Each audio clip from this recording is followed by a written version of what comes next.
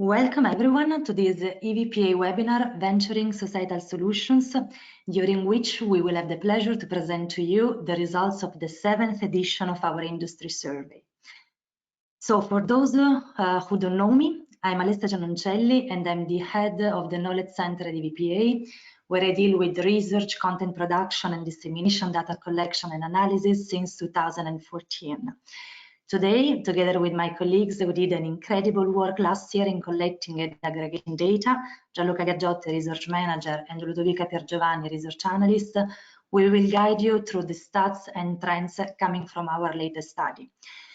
And I would like to take this opportunity to thank once more all the 112 respondents to our survey that last year, despite the global pandemic, found the time to fill the questionnaire and share the data with us, showing that the commitment towards transparency could never be put aside. So thank you all again.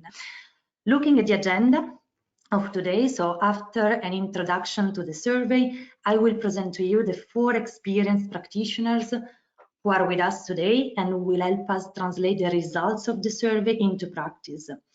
We will then have time for a few polls during which we will ask you to answer a couple of questions. And after this, Gianluca Ludovica will present some statistics which our speakers will then comment. At the end of the webinar, we will have 15 minutes for Q&A for our panelists to answer your inquiries. So please, if you do have a question, don't hesitate to write it down in the relative section of the control panel at any moment during the webinar. And please don't forget to clearly mention to whom you would like to address your question. Lastly, please note that this session is being recorded and you should be able to watch the recording and also consult this presentation as of next week on EVPA website. So, the EVPA Industry Survey. Since 2010, the EVPA Knowledge Center collects data on the venture philanthropy approach and on the social investment ecosystem, what we now refer to as investing for impact. Nowadays, after the 7th edition of our study, we have a database including the data of 250 European impact investors, and we can analyze trends and put together meaningful statistics on the ecosystem.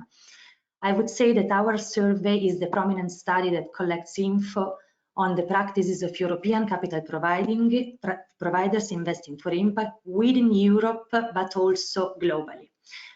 At EVPA, in these days, we are also working with other organizations to promote the harmonization of the data collection linked to the investing for impact space, with the aim of generating more and more accurate statistics to identify gaps, inform policymakers, and advocate for the relevance of our practitioners.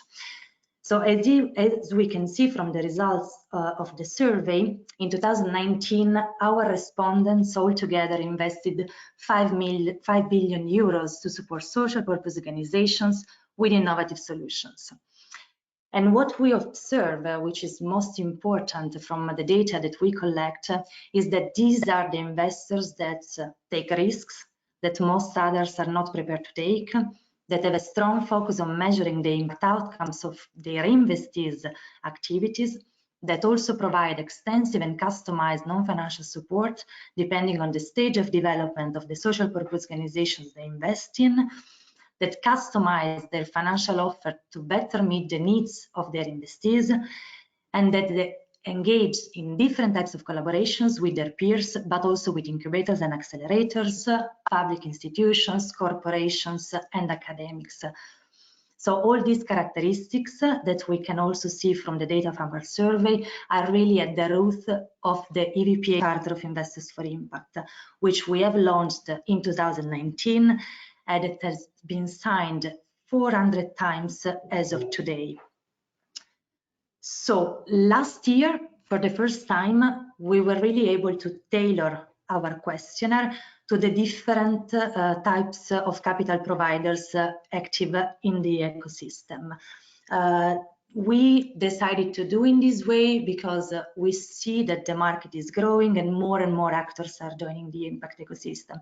So we wanted to be able to produce meaningful statistics looking at the diversity within our space. But we also ensure the comparability of our statistics with the analysis from the past. So basically, we also created statistics for the full sample.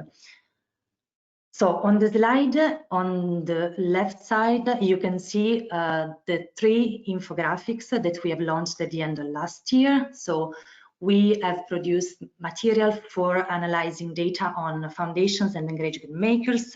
Then we have an infographic on impact funds, and there is also an infographic with all the investors for impact together.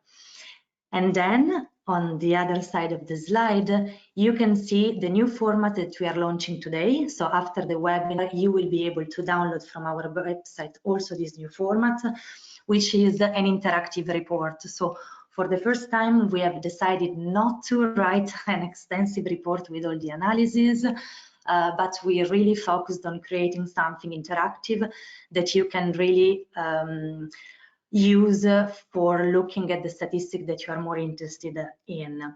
And what's the novelty for this year is that in the coming months we are also going to launch different dashboards that will be published on our website, and that you all can use then to play in an interactive way with the data. So in the interactive report, what you can find in terms of features is all what you see in the slide here. So we have included boxes, interactive boxes, where you can find key trends. So where we explain what are the differences that we see looking at the results of last year compared with the past. Then we have a focus again on engaged grant makers and foundations and on impact funds. So you will be able to see different statistics also looking at these distinctive capital providers. And then you have, for example, boxes in which you can find the novelty from the ecosystem. So we also tried this time, for the first time, to also include results from other organizations' surveys and data collections to compare a little bit their results with our own results. And again, all this because we really want to put our survey in the same pot of the others and understand how we can better collaborate, and also this make some comments on the different data collections that exist. In terms of statistics that you can find in the interactive report, as you can see on the slide, you will be able to find information on the resources available. So we asked our respondents how much they invest, what kind of financial instruments they use, what are also the human resources that they have available for running their own activities. And then there will be a part on strategies where you can find information on geographical focus, on final beneficiary sectors, but also SDGs for the first time. And then, of course, you can see statistics on all the different types of social purpose organizations supported, and also information on time horizon, so how long our investors for impact engage with their investees. And then there is a last part on what we call venture philanthropy practices, where we have included lots of questions and interesting statistics on impact measurement and management, on non-financial support, and on what we call tailored financing. So really the use of different instruments to support different organizations at different stages of development. So I think that in a nutshell, this was a little bit the story of our survey and on the formats that we have created this year and we are going to launch. But now it's really the time for me to present the practitioners, experienced practitioners, the speakers that are today with us and that are bringing to the table both perspectives, the perspectives of the foundations and engaged grant makers, but also those of impact funds. So I'll start now introducing to you Elizabeth Paulson, Portfolio Director at Impetus, a pioneer in the field of venture philanthropy based in the UK, which finds, funds and builds the most promising charities focused on transforming the lives of disadvantaged young people. Elizabeth leads the investment and portfolio strategy and manages the performance of the charity's investment team and partnership portfolio. Elizabeth previously worked for some of the UK's most innovative funders, focusing on the implementation and the impact of the international interventions. Then we have with us Tom Kargerer, Investment Director at LGT Venture Philanthropy, an independent charitable foundation based in Switzerland that scales organizations by providing tailored combination of capital, access to professional skills, management know-how, and strategic advice. Tom deploys philanthropic growth capital to organizations and companies with effective, innovative, and scalable solutions to social and environmental challenges. In his role, Tom covers the whole life cycle of philanthropic investment, from sourcing all the way through the exit. So welcome both Elizabeth and Tom. And then from the Impact Funds community, we are happy to welcome Silke Oracova, the co-founder and partner of Tilia Impact Ventures, the first social impact fund in the Czech Republic, with a focus on assisting in scaling the impact of social enterprises and promoting impact investing in the country. Silke is also the co-owner of Albatros Media, the largest Czech book publishing company, the founder of the Albatros Foundation that supports socially disadvantaged children in education, and the co-founder of the Foundation for Support of Independent Journalists in Czech Republic. Last but not least, we are glad to welcome also Oscar Ugarte Gamboa, the director of SIP Capital Vizcaya, a public-private risk capital entity based in Spain and managing 3 investment funds, one of them being a social impact fund and a venture capital equity. Oscar is also the CEO of Seed Micro, a venture capital company specialized in microfinance operations, and he has recently created an equity crowdfunding platform with the objective of enforcing the alternative financing market for the companies of the territory. So welcome also Silke and Oscar. We are very happy today to have these experienced 4 practitioners that can really help us understand how we can interpret the results in practice. So to start, I would like to ask our speakers a first question, which is linked to data. So what are, in your opinion, the key statistics that show the importance and the relevance of the investing for impact movement? So I think that we can easily start from Elizabeth and follow the order in which you appear on the slide. So thank you so much, Elizabeth. The floor is yours. Thank you so much, Alessia, and thank you everyone, and welcome. Great to imagine that everyone is out there across Europe for the session. For me, one of the statistics I thought that was really exciting is to see the depth and progression of non-financial support, how that's grown across the practitioners and across the life cycle of the investments. I think for me that recognizes and states to the markets that impact is hard. It's very hard for social purpose organizations to do it alone. Just establishing impact, maintaining it, and continuing to grow it is hard work that often needs more resource despite all the good intentions of those social purpose groups. So seeing that growth is exciting. And the only other thing I'll add is seeing that IMM has become an acronym that we just accept, especially the management part. To me is very exciting. It's no longer the management part plus the monitoring as a given now in our sector is really a thrilling development we couldn't have expected even a few years ago. So thanks very much, Alessia.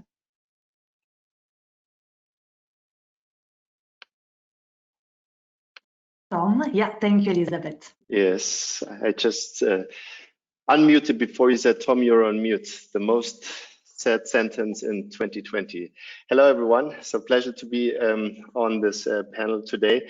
So I think for me, there are 2 key stats that are really standing out. One is that the increase of institutional investors from 2017 to 2019, I think, was from 12 to 24%. So I think that's great because it shows that more institutional investors considering impact investing as an important way of investing, and it helps further helps and demonstrates that impact investing is coming out of the niche that it needs to. I think it's also very interesting to see that almost everyone that provided data has been involved in SIPs, DIPs, or payment by result instruments. I think that's a great proof to show that new types of actors are coming into the impact investing space and using this vehicle to to allocate resources towards impact. And maybe one downer for me was to see that only 7% of funding goes actually to Africa and only 10% goes to Asia. So I would like to see the EVPA community become more active in these regions, because resources are so scarce in specifically in Africa, that I think we're very active in this region. So if anyone wants to become more active there but needs a partner to get there, we're very happy to do so. And I hand over to the next speaker.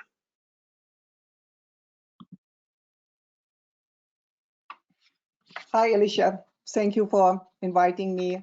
Hello to everybody online. For me, it was really great to see for the first time this deep dive into impact funds for us as a newcomer, and we'll come back to this in a minute. It's very important to get this data. And then I think it's also important that we get more and more precise data at all about impact investment in Europe. I think it's also something you have met before. When you're looking for the numbers in Europe, you get quite still differing numbers from different sources, depending on what kind of investment strategies are actually covered. So I think we have to be very precise in the definitions, and we get more and more accurate data, which is absolutely crucial for the accountability of the industry. And the last point I would like to stress is the power of movement is the collaboration of all its actors. And that's always very refreshing for me to see this whole spectrum of actors, which is really collaborating here, and all data with respect to reflecting this variety of investment strategies, investor types, and instruments used. That's very useful. That's all from my side for the beginning. Thank you, Silke, and also thank you, Tom, for the insights. We well noted your comments on extra Europe. So, Oscar? Yes, thank you, Alexia. Hello to everyone. I think it's a pleasure to be here with all the colleagues of our ecosystem. It's a real honor. I will suggest 3 key stats. I think that it's good to have a static photo of the size of the sector, and also to see the displacement of the sector. The second key that I will suggest is the evidence that it's a global trend. It's a trend that arrives to stay here and to progress. On the third highlight, I would say that some relevant data about the impact measurement. I think that will help a lot, because it's the goal that we manage, and we need to measure and to see the level of the data. Thank you so much, Oscar. And I think that it was really a great start for this webinar. We already collected lots of insights. So I will now give the floor to Gianluca, and we can continue with questions for the audience now. So thank you very much, Alessia, and welcome everybody. It's a pleasure to be here, and also to hear at all this feedback from the speakers. Now, as Alessia mentioned, it's the time to get some feedback from you. And I will start right away with the first question. So this is a very simple one to understand a bit the composition of the audience. I think you can see the question on your slide, but it should have already appeared on your screen by now. As you can see, you can select only one option, but I am aware that some of you wear different hats, so they may fall in different categories. I will ask those of you that wear different hats to select the one that you dedicate the most time on.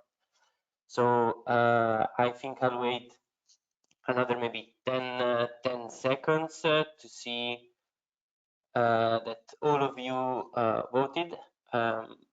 I can already see, let's say, the results as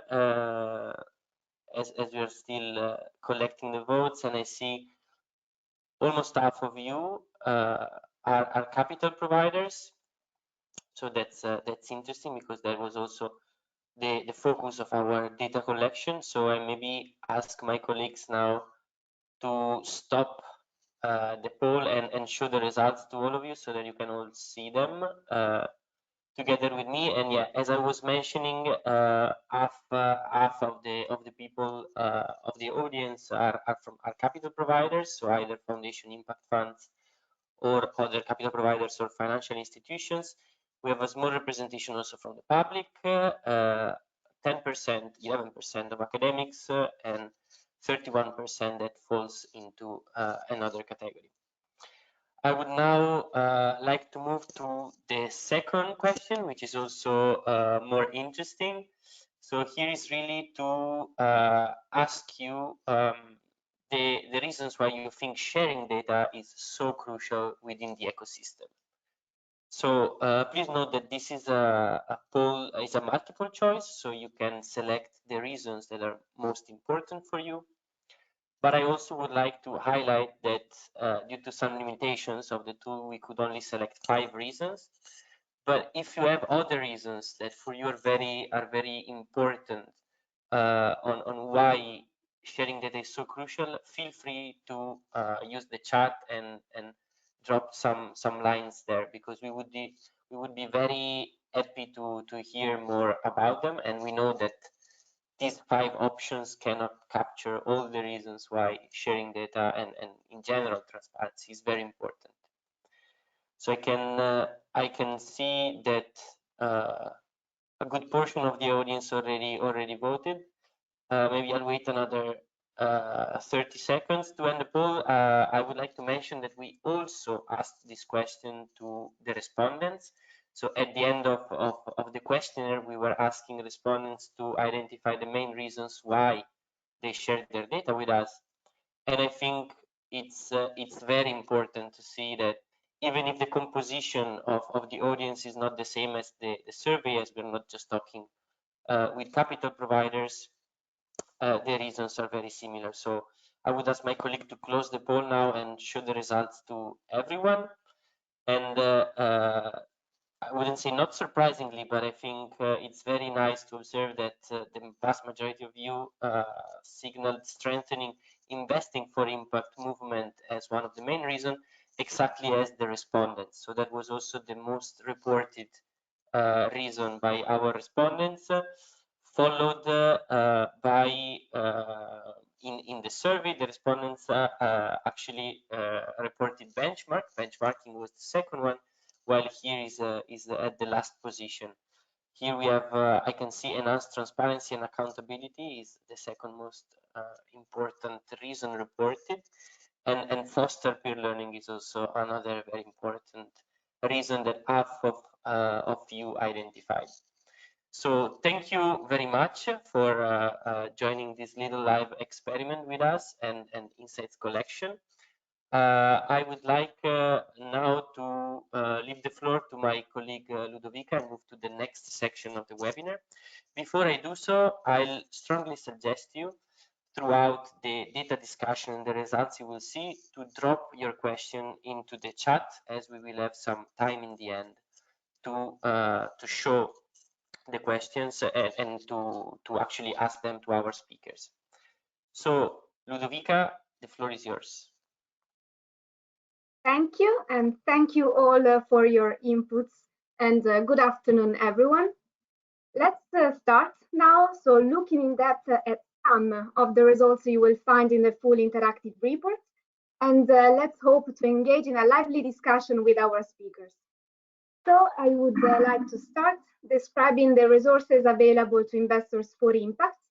In particular, this graph shows the mix of sources of capital in fiscal years 2017 and 2019. In the last edition, 24% of the capital available to investors for impact came from institutional investors, who have registered a significant increase compared to the previous edition. But on the other hand, the share of funding from individual donors or investors has decreased from 23 to 12%, tied with financial institutions and governments. So, being Seed Capital Vizcaya, one of the first public-private risk capital entity in Spain, I would like to ask Oscar if he could elaborate a bit on the role of governments and institutional investors in funding organizations like yours, and if you could provide us how you see the role of these sources of funding evolving in the future.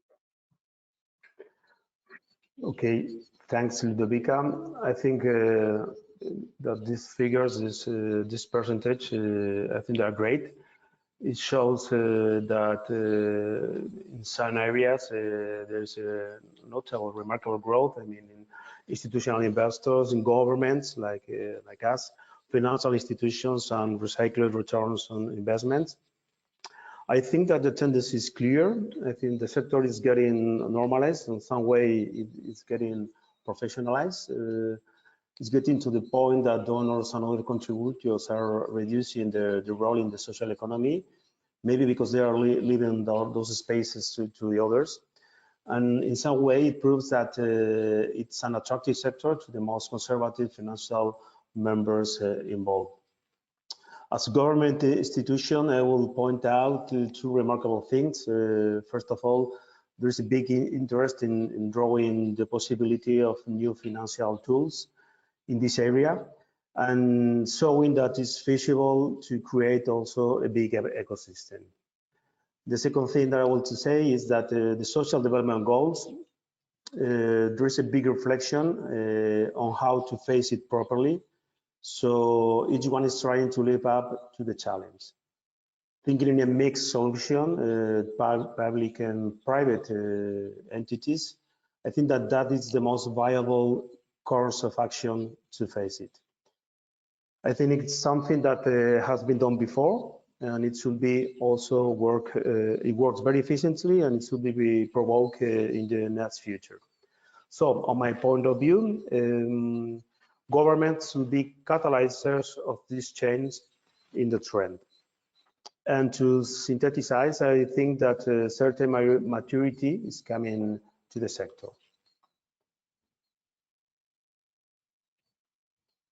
Thank you, Oscar. Thank you for these interesting insights.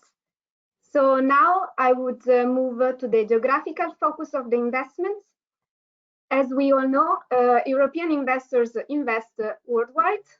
In the map, you can see the investment described as a percentage of the capital deployed by investors in the circles, and the percentage of the number of investors on the full sample of respondents in the rhombus. For example, Western Europe, that is the first targeted region by our respondents, 65% of respondents have invested 59% of the total capital deployed. An interesting trend concerns the Central and Eastern European countries that have registered a significant growth, attracting 16% of total capital invested for impact. So in this regard, I would like to ask Silke, what are the key factors you have observed in the region, and how impact funds position compared to other capital providers like foundations or commercial banks? Well, no idea. I was a bit quick. Thank you, Ludovica, for the question. I mean, I've been really happy to see the increase in the capital allocation to the CE region, increasing from 7% of total allocation in 2017 to 16% now in 2019. And I would like to highlight 3 points here. The first one is I see this increase coming mainly from large established private foundations and banks. For example, the Erste Group, both the foundation and the bank have done a tremendous job in the region, promoting not only venture and strategic philanthropy and supporting the ecosystem as a whole, the ecosystem of social entrepreneurship, like social accelerator programs, but also in pioneering social banking, and other banks followed them. The second point is governments are slowly realizing they have to play a role here and offer subsidized loan schemes. A good example, for example, is Poland here, where TISE, the social and economic investment company, has played a major role in channeling public money, mainly EU funds, to the NGO sector, mainly in the form of loans, but also recently in the form of mezzanine capital. And the third point is that EVPA has contributed significantly to building the ecosystem with the CE Fund Support Program, co-financing a couple of new small funds in the venture philanthropy and social investment sector, thereby advancing the sector from purely grant financing to loan structures. However, if we look at the impact fund statistics only, and I'm really grateful that EVPA has published for the first time this deep dive into impact funds, the share of the CE region in total capital allocation was only 0.5%. Nevertheless, that is actually good news. Then, like 2 years ago, you would have seen a zero here. When we became operational, our fund, Tier Impact Ventures, in November 2018, we were actually the first fund in the region providing equity capital and mezzanine equity to impact ventures. And still today, we have less than a handful in the entire region. But there is growing awareness about impact investment, definitely larger interest from investors' side.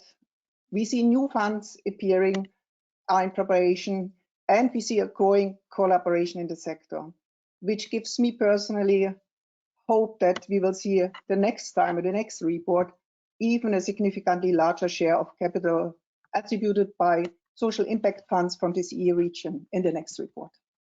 Thank you.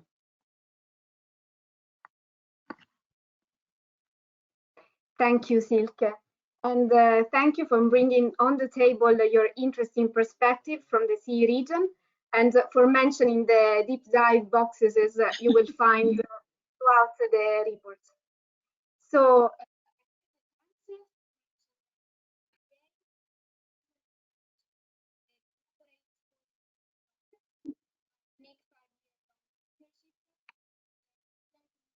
Yeah, hold on one second. I think, we couldn't really hear you, Ludovica. Can you maybe repeat?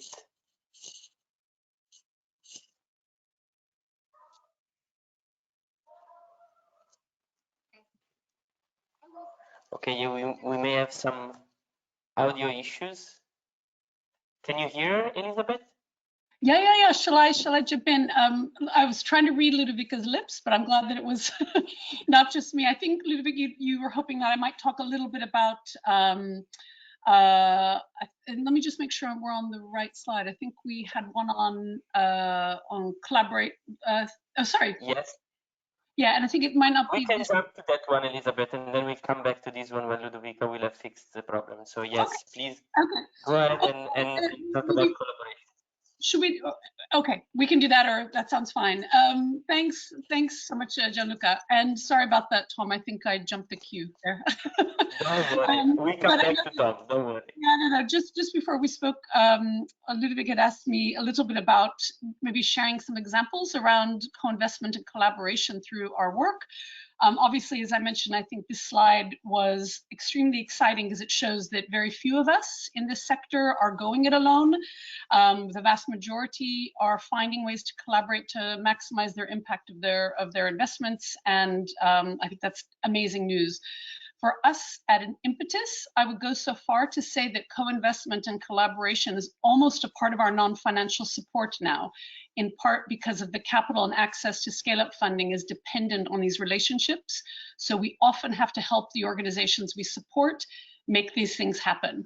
And so I'd like to just maybe share two things, just a quick recap of maybe tell you a little bit about how and why that we now engage much more deeply in co-investment and collaboration, and maybe just one or two quick examples of both. So very quickly on the why and how, the first very clearly is we like to think that we're catalytic, but we're still a small player, that our investable funds in no way would come close. Even if we spent them very, very wisely on addressing the issues that we work on, which are youth unemployment and youth educational disadvantage. So it is absolutely critical that we bring in others and work with others that are like-minded to help find solutions to these problems. And of course, the other reason, obviously, which many of us know, is that we shouldn't be alone. For our organizations to move onto a sustained footing, first, they often need to bring in like-minded other philanthropic capital when they're in that building phase. and eventually move over into different sorts of trading incomes, again, often government money in some form, or at least partly. So both of those things have made it really important for us to be more proactive with our partners in those two regards. So the two examples I'll just bring up very quickly is, I would say, in co-investment over the last 2 or 3 years, we've worked much more closely, in particular with financial foundations from the financial services industry. And once an organization we work with we feel is strong enough and backable in terms of both the impact or the direction of their impact and scalability, we'll often look for like-minded financial partners that will come on and support multi-year business plans for these organizations. So instead of just coming for a program, they'll come in alongside. And I think but on collaboration, I can just give a quick example of one that I'm really excited about. We're now involved currently with the government's £350 million national tutoring program. We haven't invested any money, but we were part of the startup leadership group, which meant we helped to design some of the selection criteria for the organizations that would deliver proven programs to young people who have fallen behind during COVID. Now, this is very important to mention. Although we helped in the design, we then stepped back completely from the selection process. And the reason we did is 2 or 3 of our partners actually then received scale-up funding through this fund, because it was designed to reward effectiveness and working with the right young people. So that's, I think, a really great example.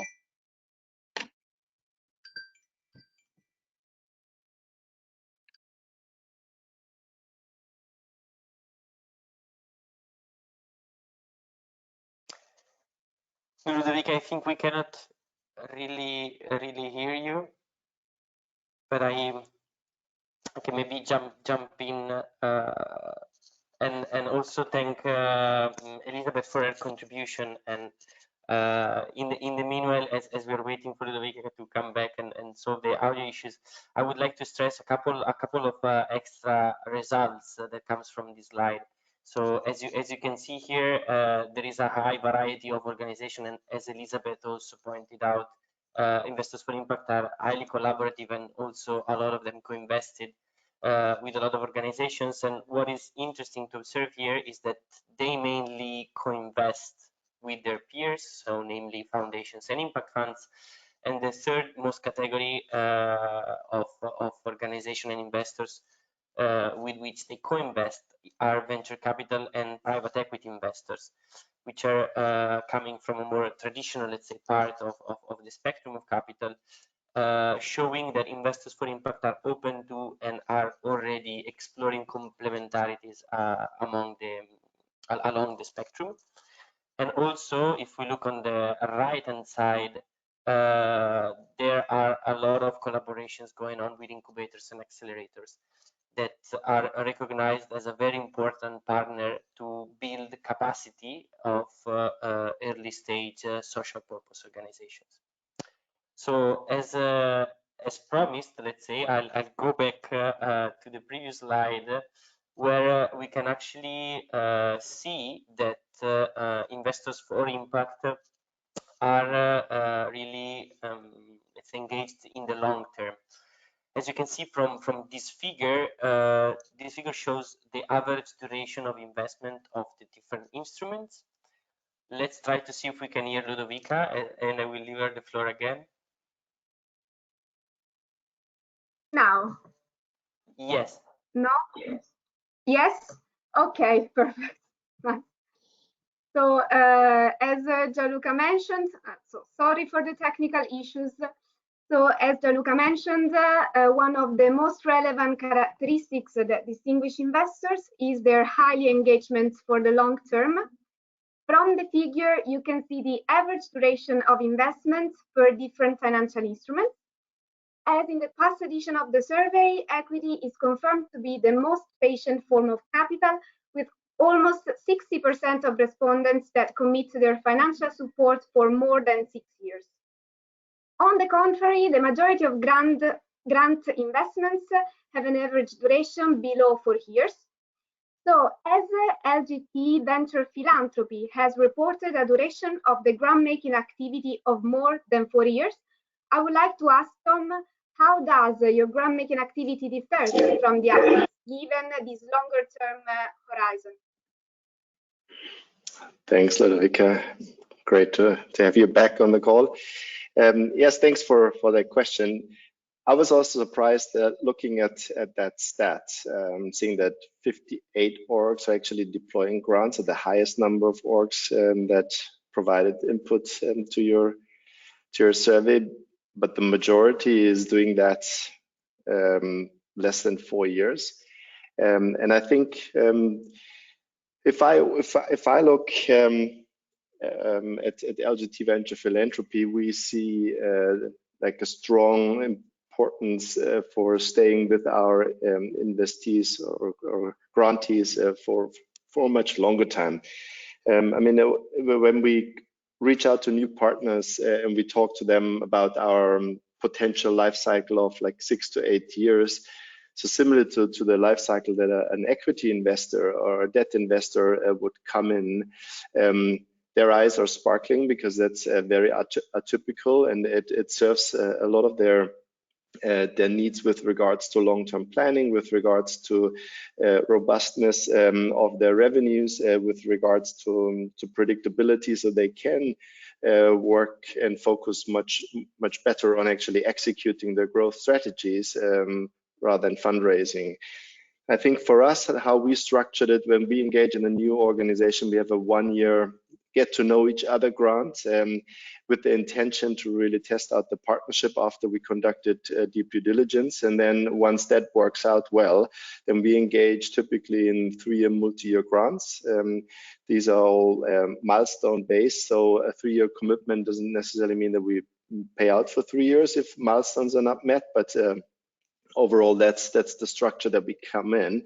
And after 3 years, if we feel that we can still add value to that organization, and then we can renew that for another 3 years, and then go into more like a sunset grant in the last year, where we make sure that our exit from the organization is as smooth and as not disrupting as possible.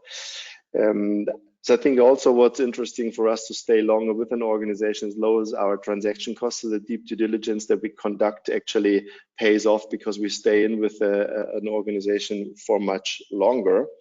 And one of our core objectives is really to build organizational capacity. My panelist colleagues already talked about the importance of non-financial support. But building capacity is a long-term play. It takes time before organization can really strengthen their backbones to a degree that they can actually get to the next level of growth. And so that's why I think it's so important for us to stay with organizations, to support them over a long period of time, and to work together on these elements. And last but not least, we talked about collaboration already. I think what really pays off in our cases when we know partners really well, that if we go out to other potential funders, we can really help our grantee to attract others by just giving them our view as a funder, as a long-term funder in the organization, so why we are so excited about that organization, what's the future potential of that organization. So I think here is a strong additional collaboration angle that comes in. So I think providing grants also long-term will be something that I can highly encourage my colleagues here on the call, and happy to share also if you want to know more outside this webinar. Back to you, Ludovica. Thank you, Tom, for showing the benefits of a more patient grant-making activity. And now let's move on to exit strategies. So as stated in Principle 3 of the Charter, investors for impact are committed for the long term in order to make sure that the impact of their investees is preserved after exit.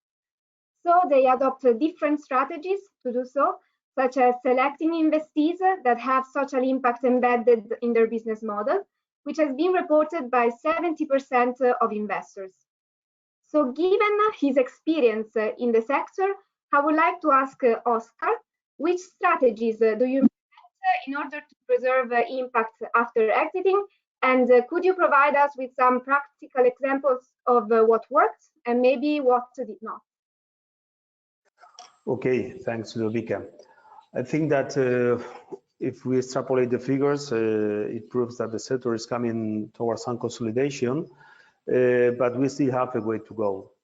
Regarding this 70%, it clearly means that we want companies that have integrated the philosophy of social impact. I think that it makes it remarkably easier to assess the opportunities and possibilities of each investee.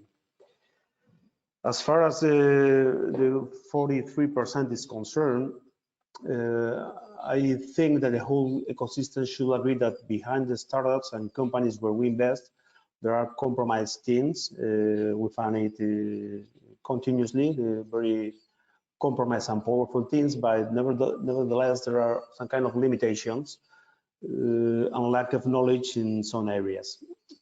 I think it's our job to accompany them in this difficult role of implementing impact considerations. Because implementing impact considerations in the mission of the companies is never easy.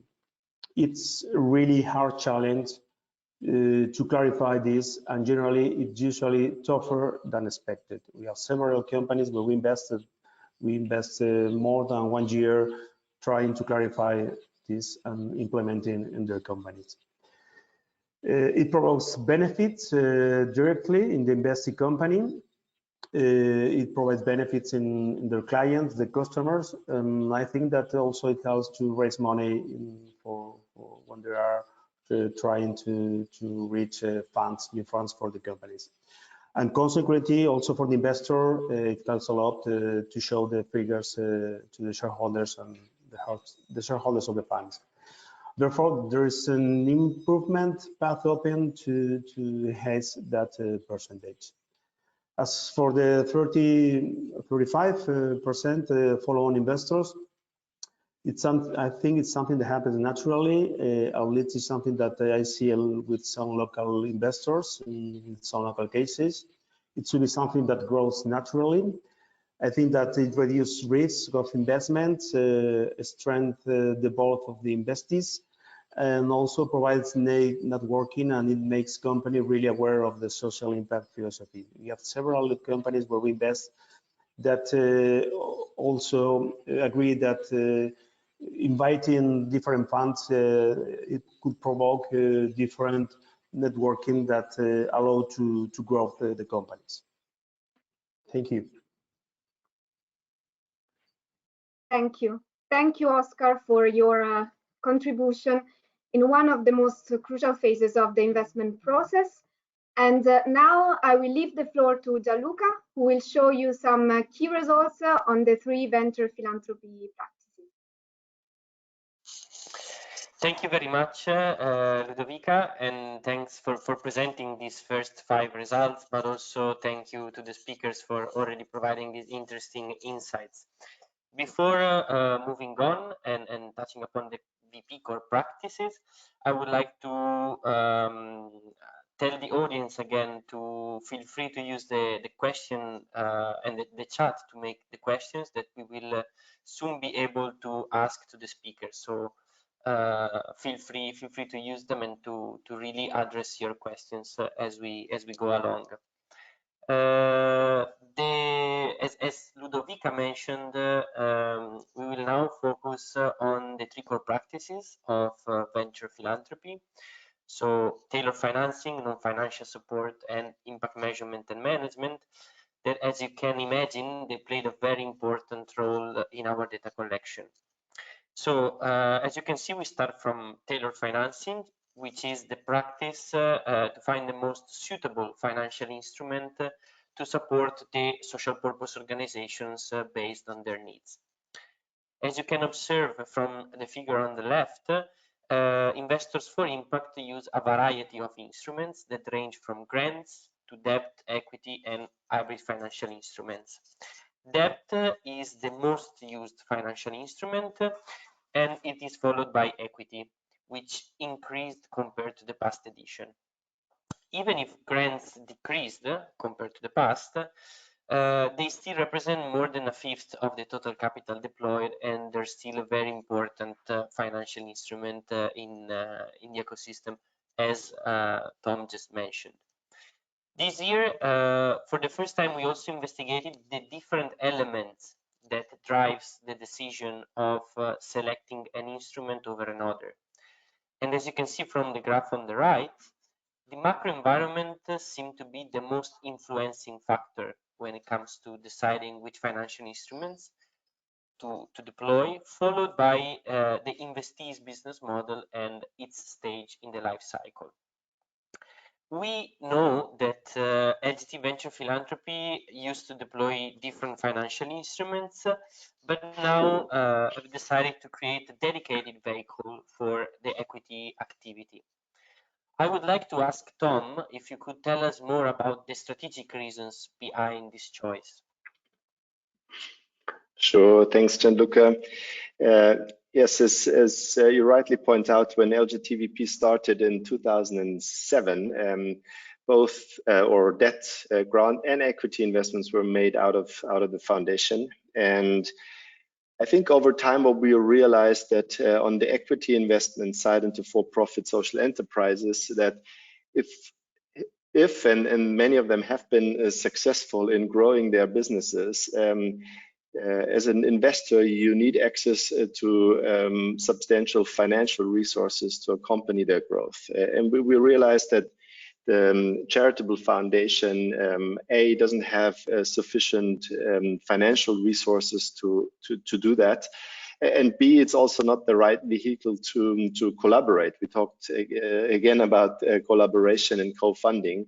So in order to attract further private and commercial capital to come in with organizations that we invested equity already, we realized that creating a separate vehicle is the better approach to go. And we started that quite a while ago as the first impact fund that we launched is Impact Ventures UK, a fund that provides debt and equity in social enterprises in the UK.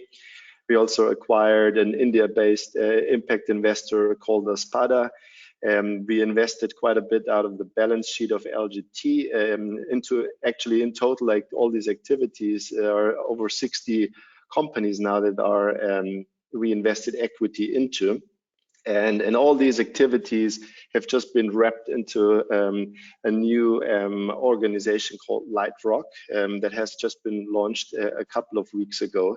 So that's the new entity under which all these different activities of the past years have been wrapped into. So yeah, I think that's some of the reasons why we actually split the equity investing from the philanthropic grant making. So the foundation continues to provide primarily grants into nonprofits, but also like invest that in impact bonds or in like some small cases or some smaller circumstances. We can also like provide equity, but that's the exception. Yeah, there's some background on that. On the question. Hope that answered your question. Definitely, Tom. Definitely. And thank you very much for bringing in your experience as an investor that started adopting the venture philanthropy approach more than 10 years ago. So it's really, I think, interesting to hear to your experience, and it's very valuable for the peers, but also in general, I think, for the audience. So thanks for this contribution. Pleasure. I would now move to the second difficult practice. So let's now focus on non-financial support. So as Elizabeth briefly mentioned before, for the first time in this edition, we investigated if investors provide different type of non-financial supports throughout their investee's life cycle. So throughout the different stages of development, from incubation to maturity. What can be observed from the figure on the left is that organizations at startup stage are the ones that needs more support of all types, and these effects slow fades, let's say, towards maturity, where the supports gets more tailored and ad hoc. In this slide, as you can see, we couple the analysis on non-financial support with the figure that shows the average distribution of human resources. because pro bono contributors here on the right could play an important role in delivering non-financial support. And that's why we wanted to make this connection. In particular, we know that Impetus leverages many partners who contribute pro bono in the capacity building of the charities they invest in. Thus, I would like to ask Elizabeth, how do you find the perfect match between the type of non-financial support, the partner, and the type of SPO? And in which activities pro bono contributors have supported most? Great. So thank you. So you were framed so a little bit about how we find and what activities they support. You're absolutely right. It's been a key pillar of our model for a very long time. Again, just simply because it leverages our team very well and complements gaps in our skill set, and to ensure that our organizations can get the full range of skills, even if it's not on our in-house team. I think one thing that's always helpful in my mind when I describe it a little bit about how to match and how to integrate it and work closely with the organization so that they can work well with this level of support is that we think of our organizations perhaps a little bit like Tom's on a journey.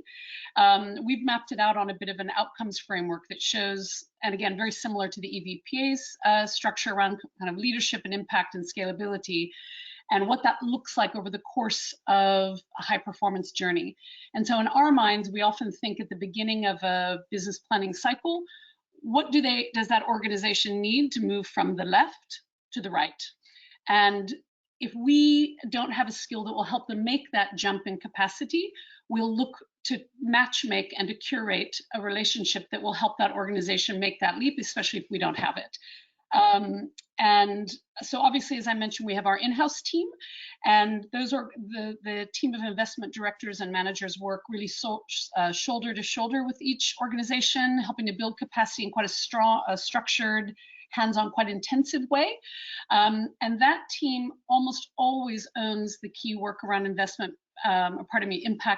measurement and management development, in a way because that's really an area we want to ensure is built in solidly, consistently, and that's probably the area where we add our kind of unique bit of value. However, on almost everything else, we bring in support from outside providers. So part of it would be around this network of pro bono supporters could do everything from small scale work or legal, human resources and so forth, but where they add the most value is on the leadership and strategy work, board and governance reviews, SMT and team development, coaching, and especially on business plannings where we can work, for example, with exceptional providers such as Bain & Co., where they'll deploy a multi-person team to support in the strategy development. You know, something that most of our partner charities would never be able to obviously afford, but certainly even have access to.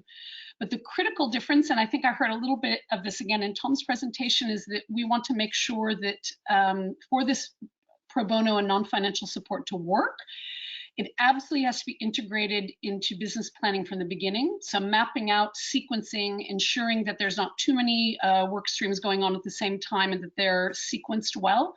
We also have to make sure that the organizations are learning how to absorb and benefit from it. So that's even part of the capacity building work. How do you work with this team, learn from it, and make sure that you take the learnings and can deliver them ongoing? And most importantly, that there's real strong buy-in for that work. You're making quite a substantial investment in that pro bono or that non-financial support. So you want to make sure that the team, the board, is really ready and has the resourcing to accept it and accept it well. So the key part is whenever in the beginning of business planning cycle where we think we can't support, we'll look to try to curate in quality support along the way. And so I hope that gives a little bit of a feel. Definitely, Elizabeth, and yeah, thank you very much for your contribution also, because I think it adds a practical element to the result that we have just shown. So thank you very much for that. And now I would move to the last but not least, last VP practice, which is impact measurement and management. And I think here we devoted a lot of space in the questionnaire to this question. And here you can see just 2 results, but if you look at the interactive report, you will find others. The first figure that you see on the left is on a new, let's say, stats that we produced this year, and it looks at how investors for impact are leveraging their impact data. So as you can see, tracking investees' progresses on impact objectives is the most reported reason, but they also leverage the data to refine their investees and their own theory of change. So that's a bit how investors reported to use impact data. While on the right are reported all the different impact measurement and management frameworks, indicators, and tools that have been used by investors for impact. Apart from observing a high variety of resources used, it is really interesting to notice that a non-negligible share of investors sets up their own frameworks and their own incubators. I think now that what we have a good opportunity, that is to have the possibility to hear from Silke. So we know that Tilia is a relatively new actor in the impact ecosystem, and we would like to know from her which are the resources that you find useful as a new fund setting up an impact measurement and management process, but also which were the main challenges that you faced while doing so. Right, thank you for this question. Of course, it's one of our major challenges. We are an impact fund, and that first of all is crucial in the impact is crucial in selecting deals we would support. But then, of course, to come to a stage when we close investment agreements, we always attach an impact strategy as well as a business strategy, an impact strategy for the next following years, which we would go together this way, which is based on very clear KPIs.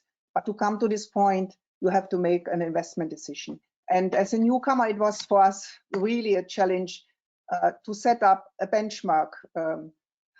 What's the level of impact created? What would justify an investment?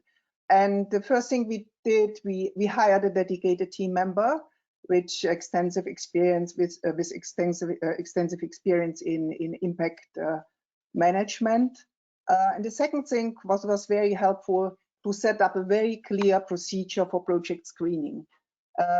Different criteria, one of them most important, impact potential of the deal. And then we would then attach a scoring table to this, scoring points to give us a clear idea where this project stands in terms of different aspects and categories of impact. For example, we use 5 dimensions for this impact potential: the attention of the project to resolve a clearly defined social problem, the SDG alignment, the causality between the project outcome and the social problem, and the potential for system change, the depth and scale of the impact, and the alignment between impact and business model. To understand this all a little bit, we use a lot of the EVPA materials on impact measurement and system change. That has been very helpful to understand better for us the theory of change of these projects. But to establish this screening table, we pretty much went to the resources of best practice we found, and that we found, for example, by on the pages from Bridges Ventures and Tonic. So this screening table has been very helpful to set up a clear procedure and discipline for selecting projects. Then on a due diligence level, we work very much with the 5 dimensions of the impact management project. What is the outcome? And that's one of the major challenges when we look deeper into the due diligence of a project, to find really the entire positive and negative impact a project creates. And then another point, which is still a challenge very much, is if you look closer at the project, to find really the causality between the project outcome and the positive contribution to solving the problem. And if this contribution is really measurable. And that become very a challenge in every project we look at, actually. And then when it comes to deal structuring, and it always ends with this impact strategy for the investee company, then we address the risks. And then, of course, we are looking also at a financing structure which actually helps to drive the impact. And in this respect, we looked around, and we would really appreciate to find more good case studies on this, best practice examples. And FASE was very helpful in this respect, but I think it would be nice to have more industry standards here. That would be very helpful. So far, if this is sufficient for the moment. Thank you very much, Silke, for actually providing us with your great experience. And I think only in the last 3 to 5 years, the resources, the amount of resources available for impact measurement and management really boomed. And I think there is a need to make some clarity of which resources are used when. So definitely something we will.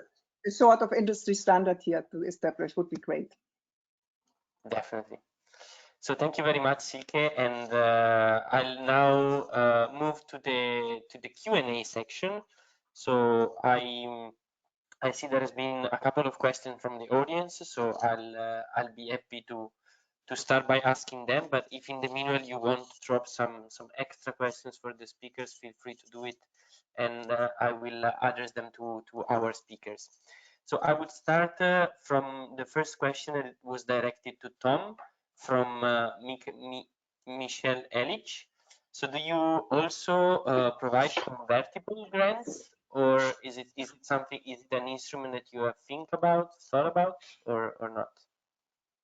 No, we just do plain grants, because convertible grant, you mean to start supporting a for-profit organization with a grant and then convert into equity when it becomes more robust or more manageable to make a valuation for this company. No, we don't do this. We don't actually provide grants to for-profit entities at all.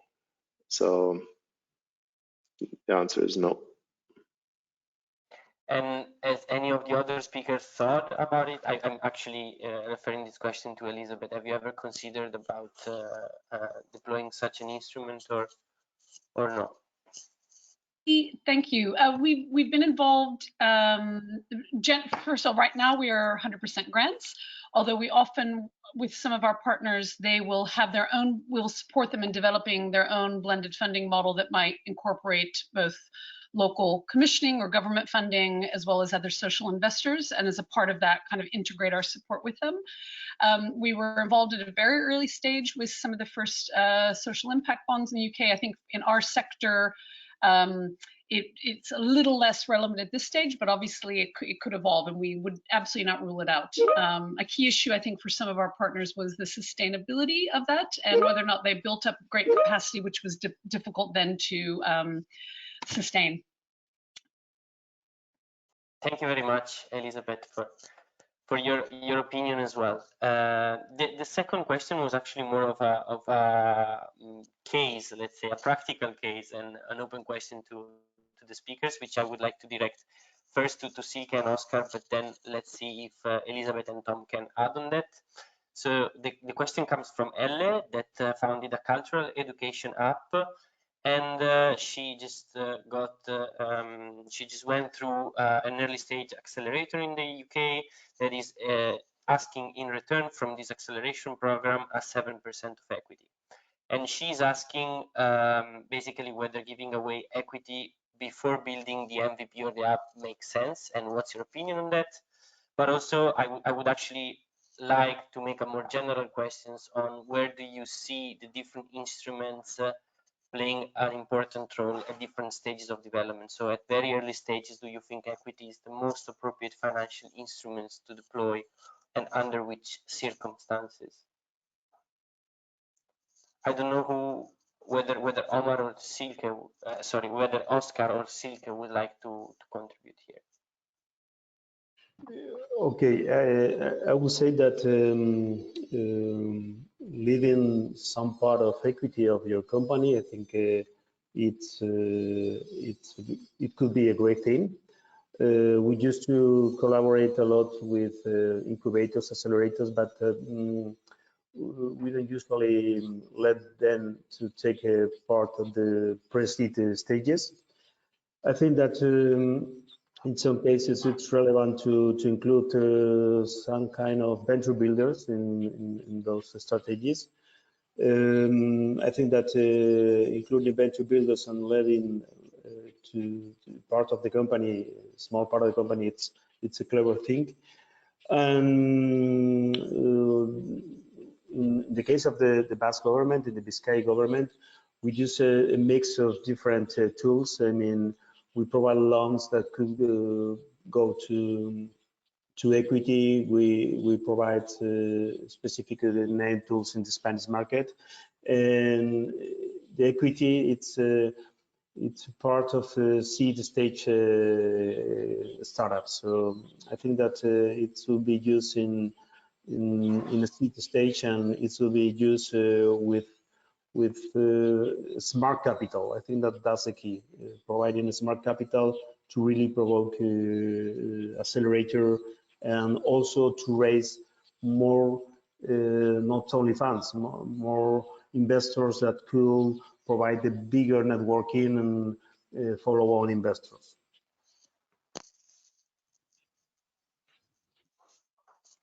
Thanks, Oscar. And yeah, Silke, please.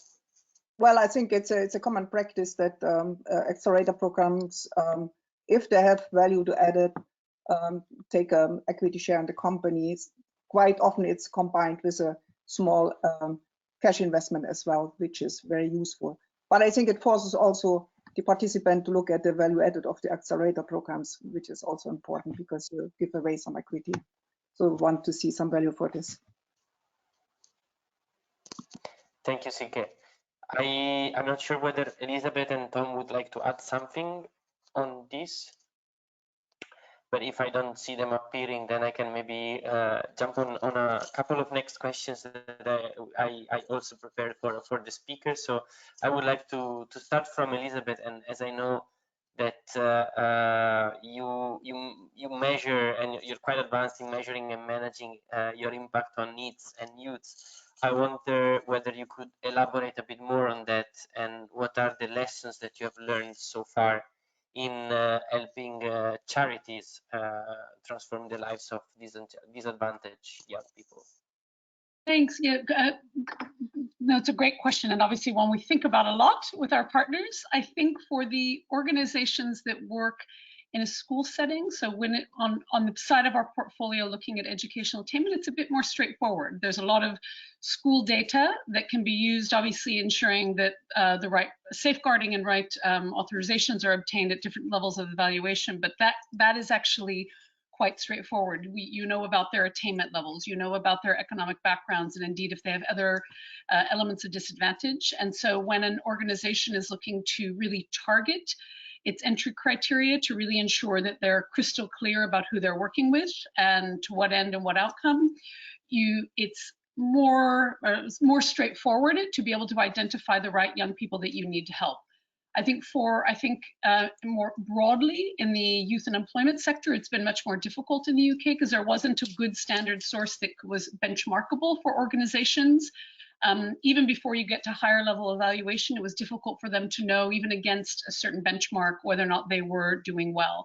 And funnily enough, that was one other collaboration. Our policy team worked very closely with a government data set to try to establish some learnings essentially about insights of youth unemployment regionally across the country, but also to be able to develop benchmarks that our organizations could use that are more specialized. So I would say for education, a bit more straightforward. For employment, it is still actually a work in progress for a lot of organizations, simply because there's not a standard set that might be able to get all the information you need to know about the criteria and what those young people look like, following them all the way to the outcomes. And so it's a much more complicated process.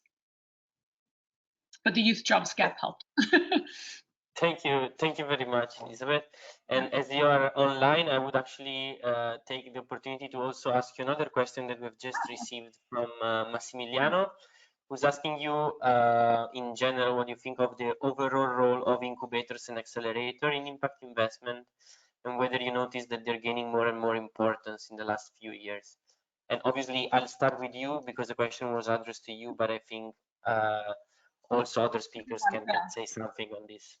Sure. And I mean, I should say that if I was just speaking a little bit about how our charities select young people. For us, I suppose how we select organizations to work with, we tend to work with those that are not early stage, so they're mature enough to have some evidence of impact, or at least indication of impact of their work, and they can actually absorb the sort of support and want to absorb the sort of support that we can offer them. But absolutely, there's a role. We've, for example, I think there's quite a few organizations that we eventually work with that came through an incubator called The Four, which is part of the Bulldog Trust, for example, who come in at a much earlier stage, often working with the founder to help them kind of get a piece off the ground, to get a program off the ground. So we definitely see more of that happening. I think that's becoming quite a dynamic process. I think it works well in the kind of supply chain, I suppose, because we definitely don't have the bandwidth to do end to end, but it's fantastic if there's all of us kind of working at a different element of the chain. And then I think similar again to LGT venture philanthropy, there's a stage where we would hand over, and our support for an organization lessens as they become more scalable, as their impact is more straightforward, and they're able to access different forms of funding going forward. So certainly, I think it's a great place, because we can't all play in all segments of the market. Thank you, Elizabeth. And is there anyone else that would like to add something on the role of incubators and accelerators, some practical cases of collaborations, or something that you would like to highlight here? Yeah, we work a lot with accelerators programs because first, historically, there was not much to invest in the Czech Republic, so we built up the ecosystem with quite some efforts to build these accelerator programs. And now we have this quantity, and then hopefully quality comes out. It's always the case like this. We work a lot with them because, first of all, it's a great source for deal flow for us. So we participate as mentors or as jury members in all these programs. So I have the overview. Or what we also do, we send projects to accelerator programs if they are not yet, as Elizabeth now described, not yet advanced. So we let them do the acceleration part, stay in contact with them, give them feedback, but we do not the work from an accelerator. So we cooperate with them. Thank you, Silke. And on the overall role of incubators and accelerators, I also wanted to highlight that we as EVPA recently joined in a partnership with EBN and Impact Hub in a call that is aimed at strengthening the ecosystem of incubators and accelerators. So we do recognize their role in the ecosystem, and we are as a network trying also to foster that part of the ecosystem as well. Now, let's maybe ask Tom, as he was the last speaking. It was not the last that was not that we haven't touched upon. And I would like to ask you, Tom, to elaborate a bit more on your experience in emerging countries, and how do you think that investing for impact in those contexts differs a bit from Europe? Great. Yes, happy to share. I mean, we've been active in Latin America, in Africa, and India, and in parts of Southeast Asia for a long time. I think these places are all pretty diverse, even Africa, West Africa, East Africa, Southern Africa, all like interesting and in different ecosystems. I think as we have not, or I personally have not like worked so much in Europe, actually, despite that we sit in Switzerland, I cannot really compare it so much to the European context. But what I personally really enjoy working in sub-Saharan Africa, but also in India, is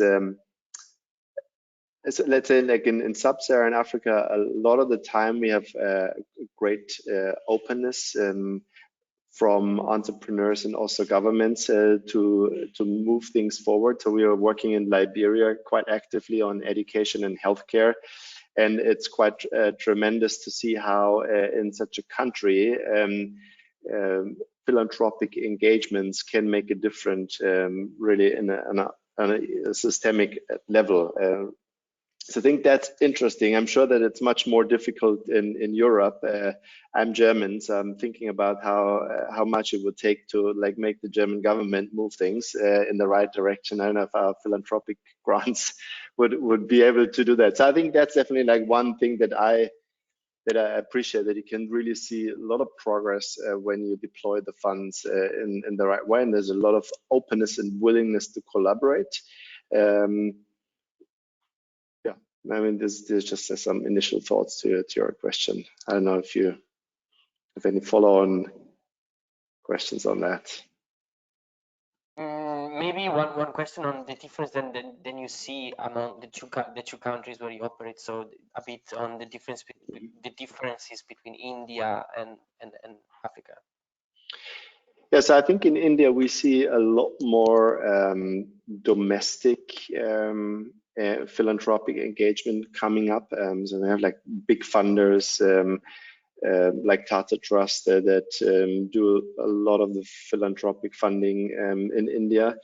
Of course, you also have international funders like British Asia Trust or Dell Foundation. But in general, I feel that in India is a lot more push domestically. There also has been a new regulation that makes it a bit more difficult for foreign funders to deploy grants into India-based non-profit organizations. So you see a little bit what's also happen in China, a little bit more restriction, not as much as in China, but more the government wants to have more handle on who is funding what in India. So and that I think we don't see it all in Africa. So I think there's still a lot of the support that comes into Africa from international resources. If I look in Liberia, like places in West Africa, there is hardly any local domestic philanthropic funding. That's largely funded through US, European entities. I think that's definitely a different ecosystem between those two regions that we are active. Thank you, Tom, for bringing in your experience. And I would like now to move on to another question that I would like to direct to Oscar, because we have seen that Investors for Impact reported average deal sizes that are mainly below 500K, meaning that they can support social purpose organization go through and overcome the valley of death. So I wanted to ask specifically to Oscar, if you have different, you reported to have different average deal sizes for different funds. So how do they differ from different stages of development, and how do you tailor it to the social purpose organization you support? Yes, thanks, Gianluca. Okay, we decided in the last crisis in 2008, 2009, we decided that there was a big crisis and there was lack of financial tools for small companies and for startups. It was really difficult to find resources, especially in Spain, Italy, Greece, Portugal. I remember that as something really hard. And we decided to create an alternative financial tool for those companies, and also to try to cover the gaps that we knew that it happened years ago. So we decided we have the three funds. One is the Social Impact Fund, and we decided also to create an MFI just to cover the small gaps in the small companies, that the small startups, because in the MFI we are focused in helping startups and also very small companies. And we decided that it was a good tool to know what was happening in pre-seed stages. We give loans and we have some kind of visibility of what was happening.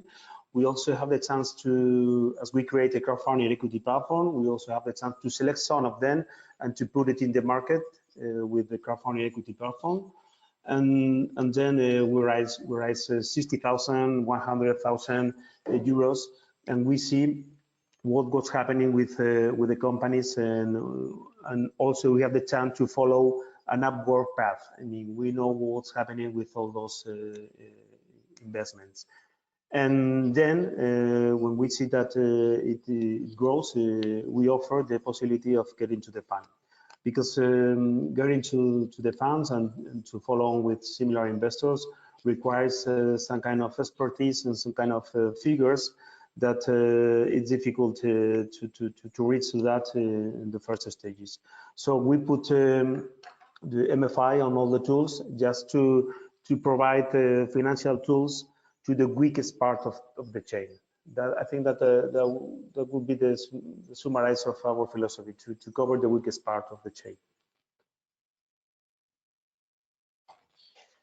Thank you very much, Oscar, for touching upon this point. And maybe, as I'm aware, we're concluding and we have a little time left. I would like to ask Silke a last question on your investment process, because we've seen through our data that Investors for Impact seems to have improved the way in which they conduct their investment process, and they, on average, conduct due diligence on more investors. So, as you already touched upon on how you screen a bit the investors and the collaboration with incubators and accelerators, could you elaborate a bit more on the due diligence phase and how you select new investees, which are the key criteria for your fund? Yes, as I mentioned before, we have set up at the beginning, and it's very helpful, very clear criteria, or we try at least, because we have seen, which is not a great deal flow since inception of the fund, like 400 deals. So you have to come up with some criteria which help you to make this decision, how much impact is enough. And so we have this inspired by best practice from the industry, kind of screening table which helps us to make this decision.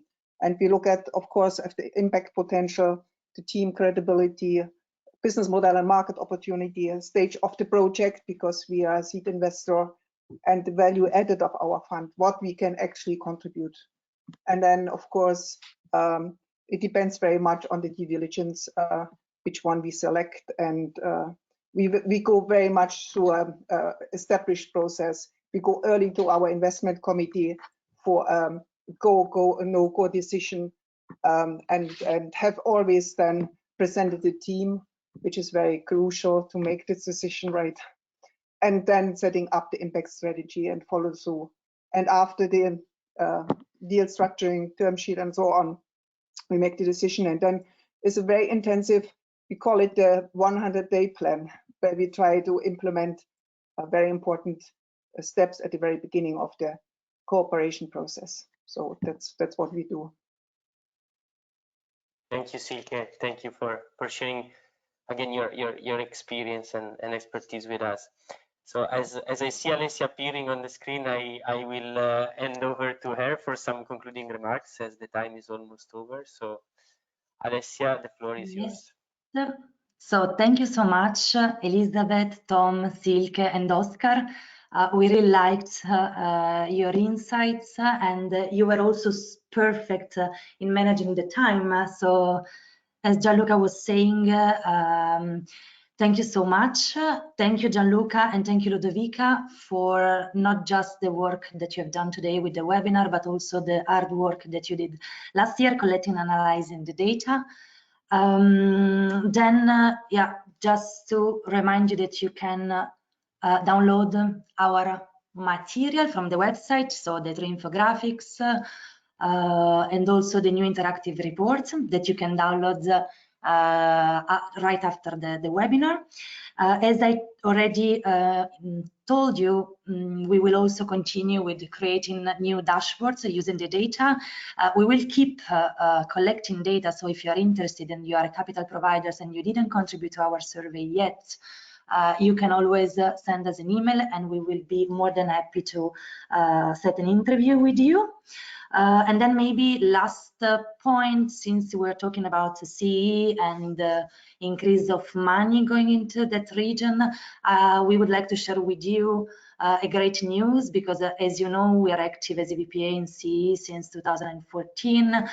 But last year we just signed a new important 5-year partnership with the European Commission, specifically DG NEAR, and this partnership is about 5 million euros that will go into the Eastern Partnership countries and Russia, with the aim to really contribute to the development of a more favorable social entrepreneurship ecosystem in that region. So we really would like to highlight that we are playing a great role there, and we hope that in the survey, in the next survey, we will see an even greater percentage going into this area.